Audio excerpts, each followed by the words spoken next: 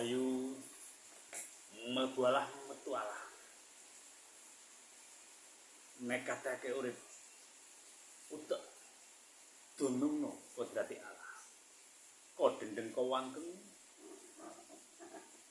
surat kengkeng kengkeng saking kersane Allah. Ya.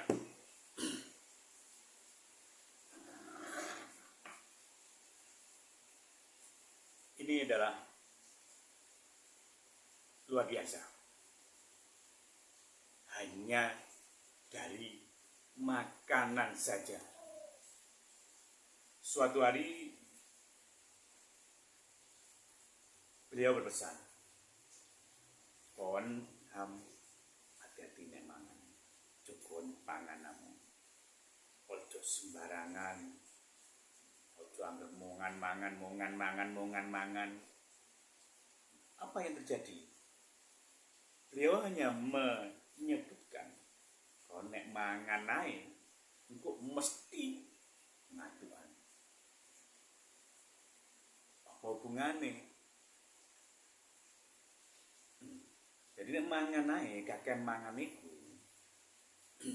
dadine nang raga rusak. Secara makanan terus-teruskan, ragus seperti utak-utak ugel, pecah. Nah, kalau dalam dunia kesehatan, ini tubuh ini akan terforsir, bekerja keras untuk memasak, sehingga ada yang kegemukan, sehingga ada yang obesitas, sehingga ada yang macam-macam, banyak tumbuh penyakit. Nah, tapi yang di sini yang ditekankan adalah ngantukan. Nah, apa hubungannya? Ya karena makan kita adalah melek. Kenapa harus melek? Ben sapi. Nah, teman-teman, ketika kita ngantukan, otomatis turu. Nek wis turu, ya wis kita tidak akan dapat rezeki, berarti rezeki wae moro, sing ditumi turu balik lepas. Nah, cuman di sini adalah yang kita sebutkan adalah ini kita akan dapat pencerahan. Tapi nek ngantukan yo nggak bisa. Kapan saktimu? Nah, seperti itulah. Seperti yang disebutkan di ayat Qudsi itu, Gusti Allah ora ngantuk, ya ora turu. Nah, sehingga sapa sing gak ngantuk gak turu ya Gusti Allah. Sederhana kan? Tapi enak terus sih. Apa yang ngono tok ya dutel. Nah, kita harus menggali lagi. Siapa orang ngantuk ora turu? Terus kalau di ajaran Islam ini kebalikannya. Justru kita harus tidur dulu, baru melek. Isyaratnya turu sik, terus melek. Kenapa? Ya kita kalau sudah tidur kita harus bangun. Itu adalah syariat. Tapi di situ sudah lebih dalam lagi. Yang sebenarnya, ya kita selama ini ya melek, tapi turu. Ya kita hidup tapi sebenarnya mati. Seperti itu. Sehingga kita harus nguripi. Nah, kita harus bangun dari tidur. Itulah yang sebenarnya. Dan makanan pun kalau kita terlalu makan, kita akan banyak penyakit. Suatu saat nanti nek wis rakus itu terjadi, wis jatahe wis entek. Di alam ini sendiri, rogo ini semua ini secara otomatis memberhentikannya kita. Tidak boleh makan ini, tidak boleh makan ini. Nah, itulah otomatis. Nah, sekarang semumpung masih belum ada tanda-tanda itu, warning itu, kalau kita secara otomatis, nah sekarang dijaga makanannya. Nah, lalu apa hubungannya dengan kowang mlebu alah metu alah nekatake urip. Nah, itulah sebenarnya sing ora turu yo ora ngantuk. Sopo? Nafas. Walaupun kita tidur, ini selalu terus tidak tidur. Siapa nafas itu? Itulah yang sebenarnya. Sehingga di Jawa itu ada spiritual itu ada istilah pernafasan.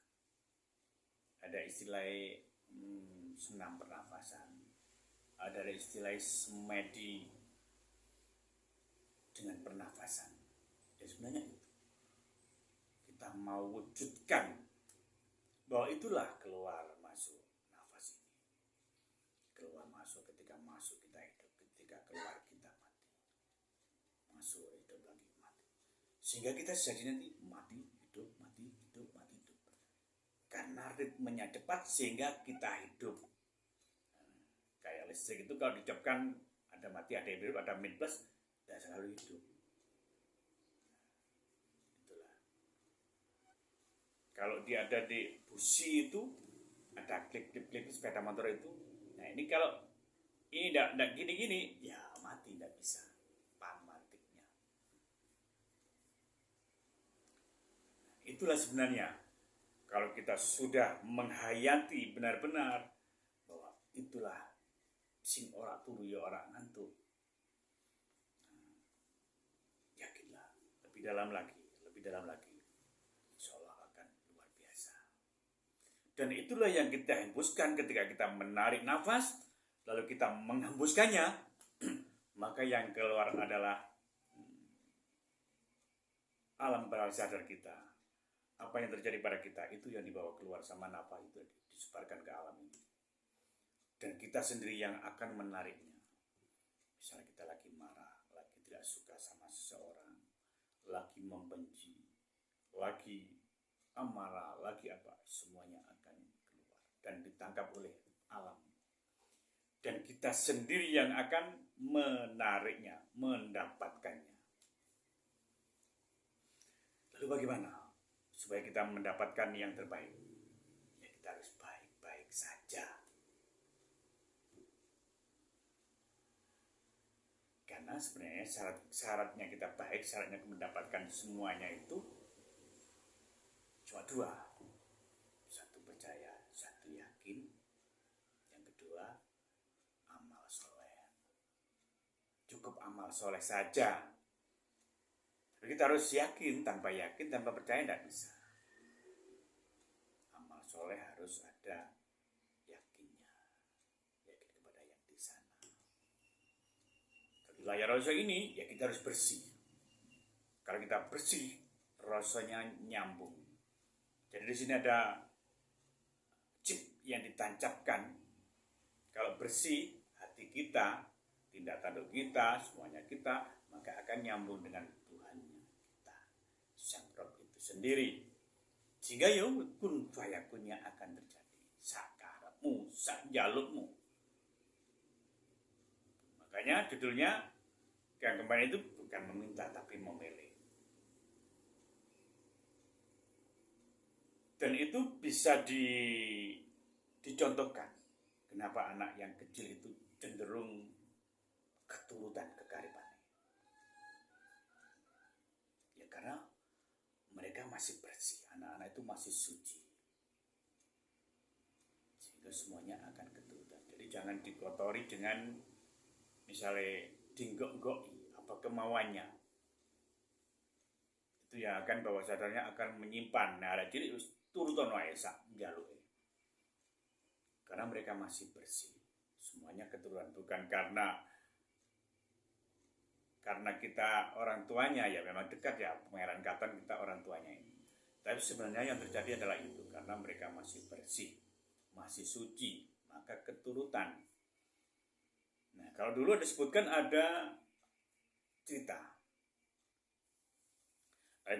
melegenda seorang Aladin dengan lampu wasiat. Nah, kenapa lampu Aladin itu bisa keturutan kemauannya hanya dengan menggosok tadi? Dia berusaha menggosok, melakukannya, tapi menggosoknya tanpa keinginan, tanpa tujuan, tanpa apa-apa, hanya menemukan sebuah lampu, maka digosoknya. Di situ disebutkan ternyata di situ ketika digosok ada jin yang keluar. Ternyata di situ jinnya memang dikurung. Ketika ini digosok orang yang tulus, maka akan keluarnya. Maka begitu jin itu keluar, dia lalu dia mengeluarkan sabdanya, hai kamu anak manusia, apa permintaanmu adalah perintahmu. Permintaanmu adalah perintahmu. Itulah. Jadi semudah itu sebenarnya kalau kita permintaan keinginan apapun, kalau hati kita bersih, ya itulah sebenarnya perintah kita. Alam ini akan mengabulkannya. Kun fayakun Gusti Allah. Mudah bukan? Apa yang ngunu? Ngunu ya ngunu tapi gak kaya. Nah, ini bisa dibuktikan. Syarat dan ketentuan berlaku. Hati kita harus bersih. Tingkah laku kita harus bersih. Kotoran-kotoran itu harus dibersihkan semuanya. Begitu juga ketika kita berbuat baik, ada yang mengotori. Misalnya kita memberi anak seseorang, tapi kita kepingin dipuji, atau nek gaya bahasa saiki usume calek menai, kepingin dicoblos. Ini tidak termasuk. Ini. Jadi tanpa syarat kalau ini. Kita cukup menai ya menai. Seperti itu. Dan kita baik kepada siapapun. Kalau kita tidak baik atau kotor, dengki, itu tidak lain-lain, itu berarti kotoran yang mengotori hati kita, yang mengotori rasa kita, yang mengotori cip ini untuk nyambung dengan Tuhan kita, Sang Rob, Nur Muhammad kita, roh suci kita, sehingga tidak akan nyambung, angel nyambungi. Seperti kabel listrik itu langsung hidup, tapi kalau kita ini kotor tak bisa, berebet. Walaupun kita mengeluarkan sinyal baik-baik, tapi sambungannya berebet, nah, hubungannya dengan iman. Bisa dimengerti? Semoga bermanfaat. Assalamualaikum warahmatullahi wabarakatuh. Rahayu.